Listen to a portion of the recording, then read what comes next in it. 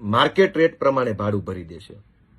એટલે હવે તો જાણે રાજકોટના બધા જ ભાજપિયાઓ અને ભાજપના મેયર રાજકોટની અને ગુજરાતની જનતા ઉપર ઉપકાર કરતા હોય એવી રીતે વાત કરે છે કે હવે તો માર્કેટ રેટ પ્રમાણે, એટલે કે પર કિલોમીટરે 20 રૂપિયા ચાર્જ ભરવા હું તૈયાર છું.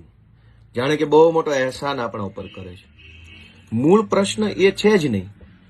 કોંગ્રેસના મિત્રોને પહેલેથી સમજણની કાયમ અભાવ છે અને એટલે 40 વર્ષથી એ લોકો કંઈ ઉકાળી શકતા નથી.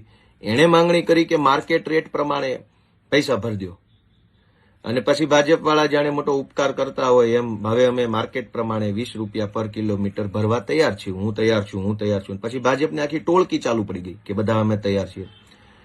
પ્રશ્ન એ નથી કે તમે 2 રૂપિયા લેખે પૈસા ભરશો કે 20 રૂપિયા લેખે ભરશો. પ્રશ્ન એ છે કે રાજકોટના કોઈ સામાન્ય વિસ્તારમાં રહેતા માણસના લગ્ન હોય અને પર કિલોમીટરે 40 રૂપિયા આપીને લગ્નના વરઘોડામાં ગાડી લઈ જાવીશ. મેયર લખેલું આમ મોટું પાટિયું આવે, સાયરન બાયરન હોય તો એ આવે, સરકારી નંબર પ્લેટ હોય, સરકારી ડ્રાઈવર સાથે. મારે પોતાને 40 રૂપિયા પર કિલોમીટરે લગ્નમાં ગાડી જોતી છે, આપશો?